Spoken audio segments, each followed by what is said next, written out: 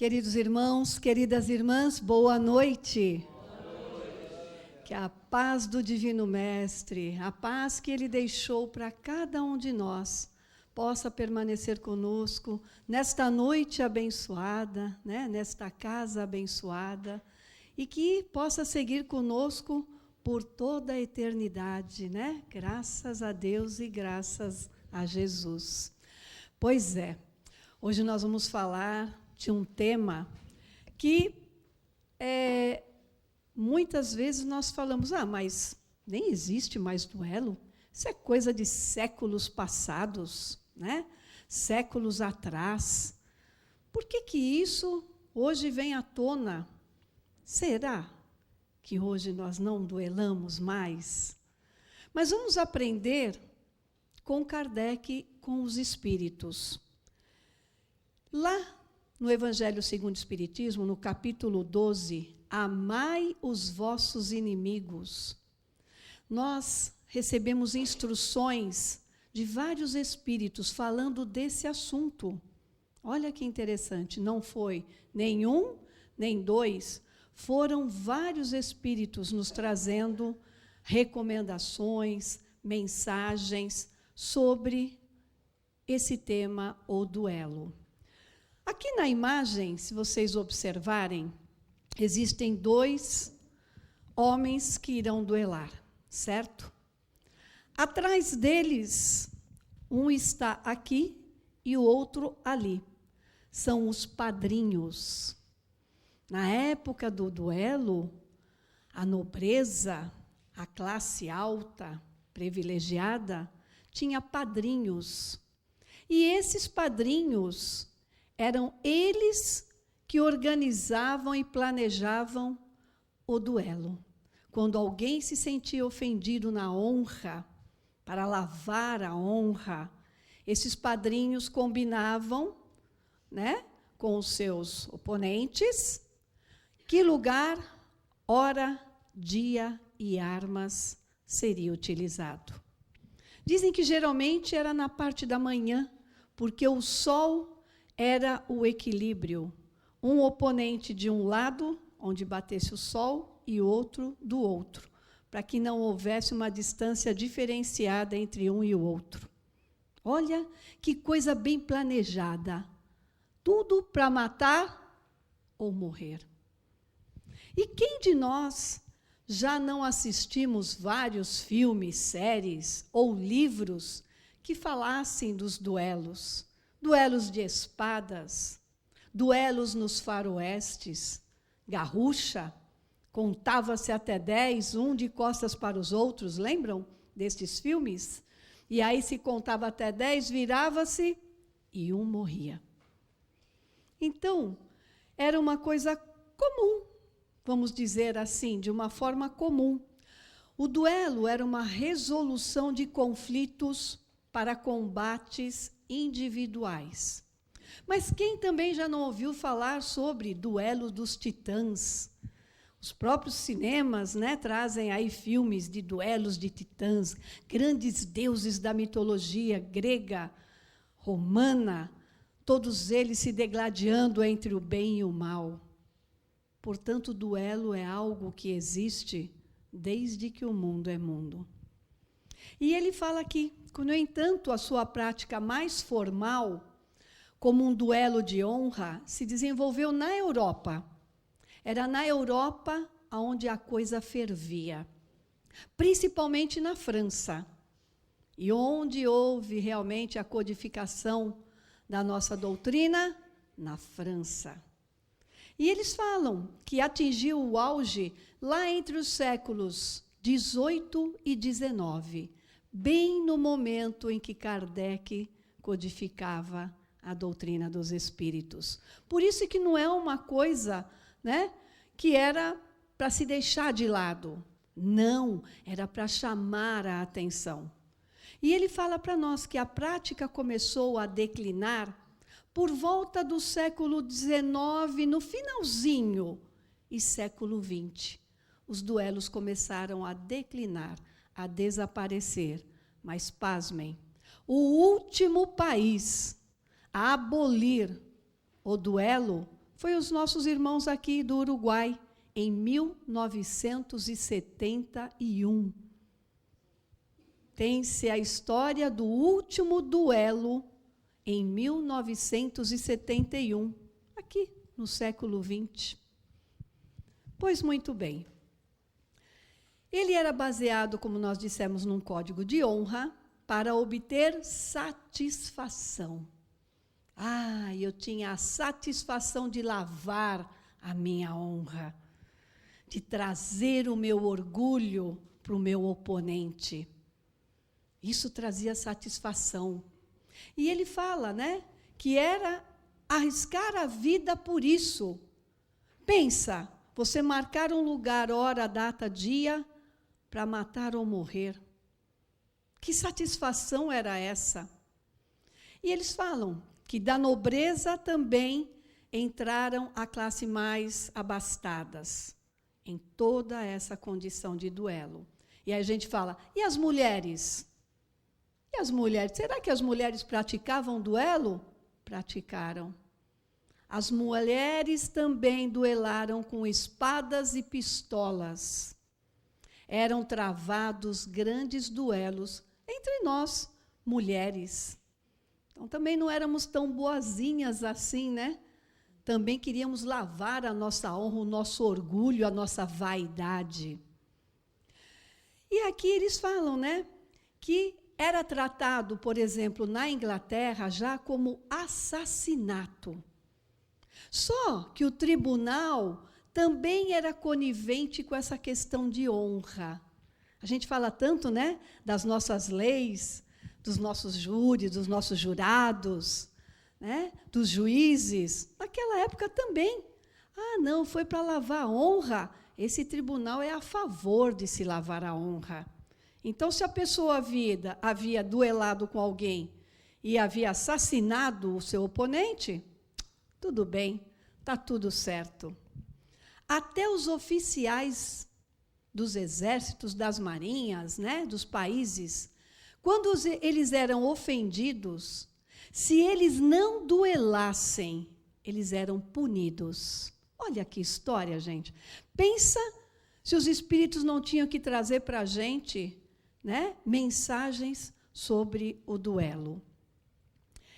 E aí, no item 12, se vocês, depois, quando forem para casa, né, convidamos todos a lerem todas essas mensagens, as 6 mensagens que estão lá.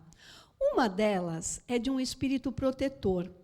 Lá em 1861, ele fala a seguinte história para nós, que era chamado de julgamento de Deus, olha só, onde se coloca Deus, gente, e que, na época, antes de haver os duelos, a igreja, quando sabia que existem 2 oponentes, 2 inimigos, o que ela fazia?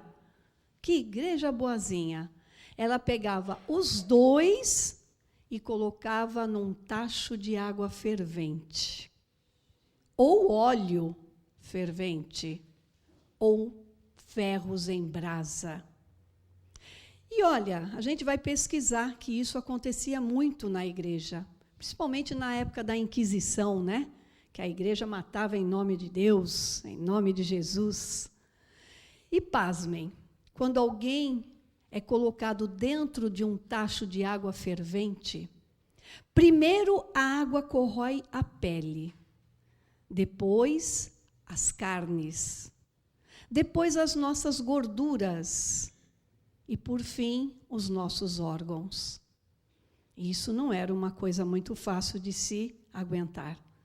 Mas eles falavam na igreja, se um deles sobreviver a isso, ótimo, está com a honra lavada. Mas quem sobreviveria a um tacho de água fervente? Alguém já se queimou com água quente aqui? Um pedacinho da mão, a gente, né, que cozinha, às vezes vai... E dói, não dói? Quem sairia vivo num tacho de água fervente? E era assim que a igreja tratava os inimigos. E sabe o que os espíritos, né, principalmente esse espírito protetor, nos disse? Ele falou que esse costume era insensato da igreja. Porém, o duelo é pior. Mas por que o duelo é pior? Porque ele é planejado. É como se fosse uma vingança. E a gente fala, né, que vingança é um prato que a gente come frio. Então, todo duelo é planejado. Planejar matar alguém, gente, que insensatez, né? Esses duelos. E o Adolfo, bispo de Argel, também traz uma mensagem. E ele diz assim: há crime de homicídio no duelo, né? A própria legislação já reconhecia, mas os duelos ocorriam ali por baixo dos panos, né? Entre a nobreza, entre os reis, tudo bem. Ninguém tem o direito, em caso algum, de atentar à vida de um semelhante. E é um crime aos olhos de Deus, isso sim. Não é um julgamento de Deus, é um crime aos olhos de Deus, que traçou uma linha para cada um de nós, de vida e não de morte. Santo Agostinho também fala assim: em certos casos, sem dúvida, pode o duelo constituir, uma prova de coragem física, mas é um desprezo pela vida e também, incontestavelmente, uma prova de covardia moral. A pessoa não aguentar uma ofensa, não aguentar um olhar meio, né, torto, uma palavra, e já partia para a agressão, já partia para o duelo. Então, isso é incontestavelmente uma fraqueza moral. Isso eles falando lá, hein? Século XIX. Não vos disse o Cristo que há mais honra em oferecer a outra face do que você ir atrás de uma injúria, se vingar de uma injúria? Jesus não falou isso? Se te baterem numa face, na face esquerda, dê a direita também. Mas ele queria dizer bater, literalmente? Não. Apresente a outra forma para o seu oponente. Ou seja, apresente a paz, o amor, apresente a fraternidade, a bondade. É isso que ele quis dizer em dar a outra face, não bater literalmente. E aqui, um outro espírito protetor diz: quando sereis substituídos pela caridade cristã? Quando que a gente vai aprender a caridade cristã? Pelo amor do próximo e pela humildade que o Cristo exemplificou a todo instante em sua missão. Quando será que a gente vai aprender? Ele estava falando lá, né? 1861. Nós estamos em 2025. Francisco Xavier, outro espírito, que diz assim, não Chico Xavier, tá? Francisco Xavier.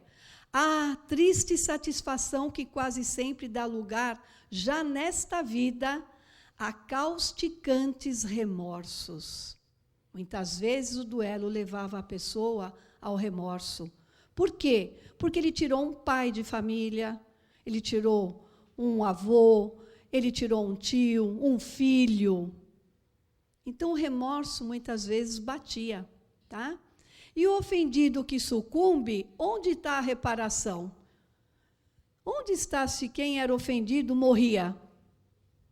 Continuou o outro ofendendo outras pessoas, tá? E Agostinho diz assim, trata-se quase sempre de uma criatura sem educação. Olha ele falando que duelo é algo sem educação, com imperfeitas noções de bem e do mal.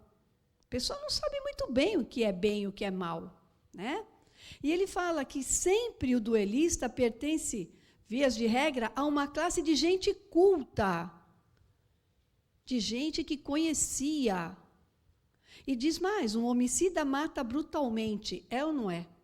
Quanto que a gente liga a TV e vê, né? Por causa de um celular morreu, por causa de uma aliança, agora a onda é a aliança. O homicida mata brutalmente, mas o outro faz o método da polidez, pelo que a sociedade o desculpa, porque ele é da classe culta. Olha que interessante. E, para terminar, eles falam assim, ó, presentemente, a morte de um homem é acontecimento que causa emoção, comoção, é ou não é? A gente, às vezes, liga e fala, que brutalidade, como que o ser humano pode fazer isso com alguém ainda? Né? E eles já falavam isso lá, no século XIX. Só que, enquanto que, em outros tempos, ninguém dava atenção para isso. Então, se havia um duelo, a pessoa morria e ficava lá. A turma passava e morreu. E hoje a gente fica mais comovido. Hoje a gente se comove mais com essa situação. E ele diz que o Espiritismo apagará esses últimos vestígios da barbárie, incutindo nos homens o espírito da caridade e da fraternidade. Será? Será que nos dias de hoje, nos nossos duelos de cada dia, nós apagamos essa barbárie? Vocês lembram que antigamente, quando a gente ia falar, eu vou assistir um futebol, eu vou no estádio, lembra? Nós íamos no estádio. Hoje a gente vai aonde? Na arena. Mudaram o nome. A arena. E que eu me lembre, a arena era onde os cristãos eram colocados para serem devorados pelos leões, né? Programa bom para os romanos, para a nobreza romana. E hoje o que acontece nas arenas? Acontece isso aqui, ó. Ninguém vai para ver jogo de futebol, parece. Vai para matar ou para morrer. O duelo entre duas torcidas, sendo que um jogo de futebol só há 3 caminhos, ou um time ganha, ou o outro, ou há empate. O que muda nisso, gente? Então, a gente ainda continua com essa parte do duelo arraigado em nós. As guerras, o duelo entre o poder, né? O poder de ficar com o país do outro. Olha como a gente ainda encontra-se duelando. A fome. A faixa de Gaza tem mulheres que acabaram de dar à luz, morrendo, e o seu bebê morrendo de fome. Descobriu-se que não precisa mais duelar com armas, duelamos com a fome. E centenas de pessoas morrendo diariamente com fome. O duelo ainda continua. E o trânsito? Vamos falar no nosso dia a dia, né? Ai de quem me der uma fechada, uma buzinada. Acabou o dia. Enquanto eu não for lá e desforrar, eu não sossego. É ou não é? Não se pode andar no trânsito. E o feminicídio? O duelo de quem não aceita um não. Quem não aceita que acabou o relacionamento. E a pessoa vai lá, sem marcar dia nem nada, e tira a vida de uma pessoa. E as famílias duelando? Tem duelo nas famílias, Tânia? Tem. Tem gente envenenando uns aos outros, dando chumbinho no bolo, no bolinho, no doce, padrasto, tios, sogra, noras se odiando. É ou não é um duelo ainda arraigado em nós? E nas redes sociais? Nossa Senhora! O pessoal lava a alma, não lava, Neuzinha? Ah, Fê Maria, você é isso, você é aquilo e você é aquilo outro. Não, é você que é isso. E fica aberto o duelo para todos nós conhecermos o que se passa na cabeça das pessoas. E cada vez mais as pessoas estão usando isso como uma arma, não como um lugar onde a gente deva respeitar, assim como todos os lugares públicos. Então a gente tem que ficar muito atento. E aí a gente vai falar um pouquinho sobre os nossos duelos interiores. Como nós duelamos conosco mesmos. Né? Começa o ano, esse ano eu vou mudar. Eu vou fazer academia, eu vou fazer a minha dieta, eu vou seguir, vou comer tudo direitinho, vou parar de comer doce, vou parar de beber, vou parar de fumar. Nós estamos já em quase agosto, né? 2º semestre. Alguém mudou alguma coisa? Nós duelamos todos os dias conosco mesmos. Nos vícios, nos hábitos, querendo mudar, mas não mudamos. E precisamos mudar. Porque aí a gente fala assim, mas tenho medo, como está aqui na figura, eu tenho medo de encontrar um novo eu. Paulo encontrou-se. Paulo de Tarso encontrou-se um novo eu numa única encarnação. Não precisou de outras. Mudou de Saulo de Tarso para Paulo de Tarso. Tinha medo? Teve medo. Ele ora muito para Deus, para Jesus, mas vai com medo mesmo. Então, é assim que a gente tem que caminhar, né? Falar do perdão, da ofensa, é mais corajoso quem consegue perdoar do que aquele que consegue ir lá e reagir. Falar que o amor ao próximo é a base da caridade. Fora da caridade não há salvação. Só que não adianta, mas eu vou, viu? Eu faço caridade, eu vou no centro, assisto palestras domingo, segunda, eu levo meus filhos na evangelização. E a caridade, que é o amor em ação? Cadê a ajuda? Aqueles que estão precisando, passando fome. Não é só lá na faixa de Gaza, não. Nossos vizinhos, às vezes, né, estão passando fome. E ele fala aqui sobre o amar os inimigos, não significa botar dentro de casa. É pagar o mal com o bem. Jesus sabia que a gente tem essa certa antipatia pelos nossos algozes, os nossos inimigos. Mas ele fala, não precisa amar assim, abraçar, beijar. Isso é uma coisa que é uma hipocrisia. Mas queira o bem dele, não deseje o mal dele, né? Reze por ele, ajude-o se precisa. De repente, desse inimigo, nós transformamos ele num grande amigo. E também suportar as ofensas com paciência, né? E acreditar na justiça divina, na justiça de Deus. Tá? Porque o reino de Deus está onde? Dentro de nós. Eu prefiro ter hoje em dia, com tudo isso que está acontecendo, razão ou paz? Fica aqui uma reflexão. No mundo de hoje, eu quero ter razão ou quero ter paz? Não?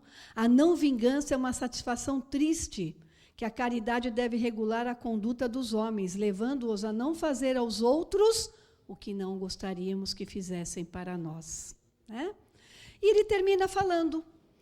O texto finaliza afirmando que quando a paz se estabelecer, a palavra duelo será apenas uma recordação. Lembra quando tinha feminicídio? Em outra época na Terra, quando tinha homicídio?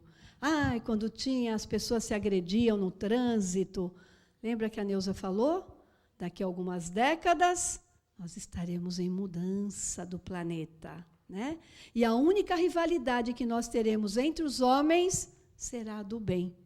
Quanto mais bem nós fizermos, mais bem nós queremos fazer. Tudo bem, gente? Vocês estão tão quietinhos. Então, depois de tanto falar de duelo, de morte, nós vamos trazer uma música. Está pronta aí, Lu? Uma música linda, suave, gostosa, para que a gente termine a noite com brilho nos olhos. Esse brilho que Jesus, né, deixa para cada um de nós. Então, nós vamos tocar uma música agora, tem aqui a letra, alguns já conhecem, e ela é bem gostosa e fala de tudo isso, de paz, amor e de alegria.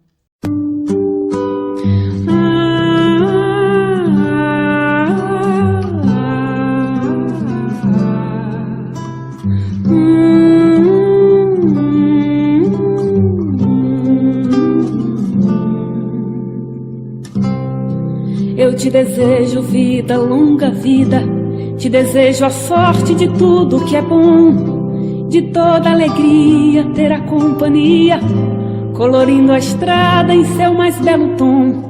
Eu te desejo a chuva na varanda, molhando a roseira pra desabrochar, e dias de sol pra fazer os teus planos, nas coisas mais simples que se imaginar.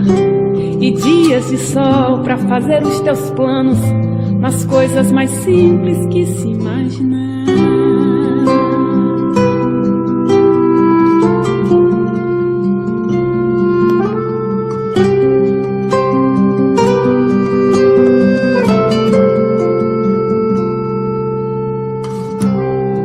Eu te desejo a paz de uma andorinha, no voo perfeito contemplando o mar, e que a fé movedora de qualquer montanha te renove sempre, te faça sonhar. Mas se vier as horas de melancolia, que a lua tão meiga venha te afagar, e que a mais doce estrela seja tua guia, como mãe singela a te orientar. Eu te desejo mais que 1000 amigos, a poesia que todo poeta esperou, coração de menino cheio de esperança, voz de pai amigo e olhar de avô. Eu te desejo muito mais que 1000 amigos, a poesia que todo poeta esperou, coração de menino cheio de esperança, voz de pai amigo e olhar de avô.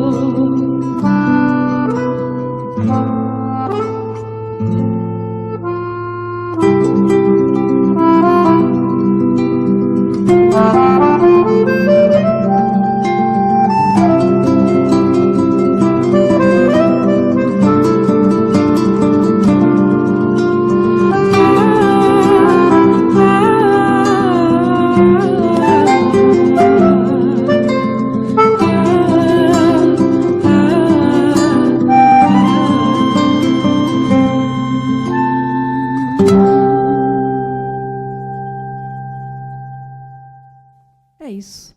Eu desejo a todos vocês vida, longa vida, paz e luz a todos. Gratidão. Obrigada, Lu.